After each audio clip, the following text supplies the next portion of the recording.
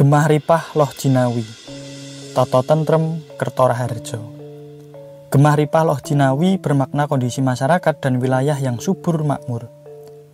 Sedangkan Toto Tentrem Kertora Harjo menggambarkan keadaan suatu wilayah yang tertib, tentrem, sejahtera, serta berkecukupan segala sesuatunya.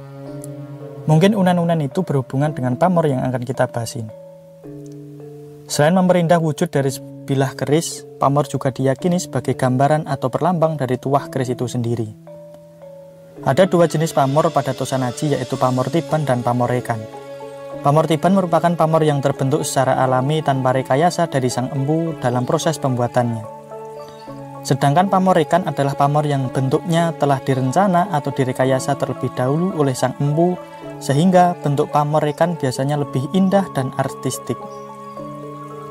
Nama pamor sendiri biasanya disesuaikan dengan bentuk yang menyerupai sesuatu, baik itu benda, tumbuhan, binatang, atau makhluk tertentu, yang kemudian bentuk-bentuk pamor tersebut juga dihubungkan dengan khasiat atau tuah dari keris tersebut. Nama pamor keris jumlahnya sangat banyak. Salah satu adalah pamor beras utah atau was utah, yang merupakan salah satu jenis pamor tiban yang paling banyak dijumpai. Beras utah atau was utah artinya beras tumpah, yang mewakili ungkapan Gemah Ripah Loh Jinawi, yaitu tentrem, makmur dengan kekayaan alam yang berlimpah. Pada zaman dahulu, kemakmuran ditandai dengan hasil panen yang berlimpah. Hal itulah yang kemudian mengilhami para empu untuk memberi nama was utah pada pamor keris buatannya.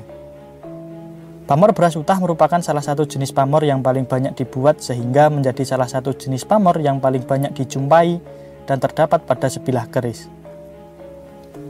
Secara fisik, bentuk pamor beras utah menyerupai motif butiran-butiran beras tumpah yang merupakan pamor tiban yang terbentuk dari proses penempaan yang dilakukan oleh sang empu. Dari sisi spiritual, dalam proses pembuatan sebilah keris, sang empu akan melakukan ritual khusus atau tirakat yang intinya adalah sebuah bentuk permohonan atau doa kepada Yang Maha Kuasa dan menyerahkan hasil dari tempaannya dalam bentuk pamor kepada kehendak Tuhan secara ikhlas. Secara filosofi, beras utah atau was utah menggambarkan harapan dan keinginan dari empu pembuat keris, sehingga beras utah sering dihubungkan dengan keinginan untuk mendapatkan hasil panen yang melimpah atau kehidupan yang lebih makmur. Dan pada zaman sekarang, was utah atau beras tumpah berarti melambangkan rezeki dan penghasilan yang melimpah. Tuah dari keris berpamor beras utah adalah untuk kerezekian dan kemakmuran.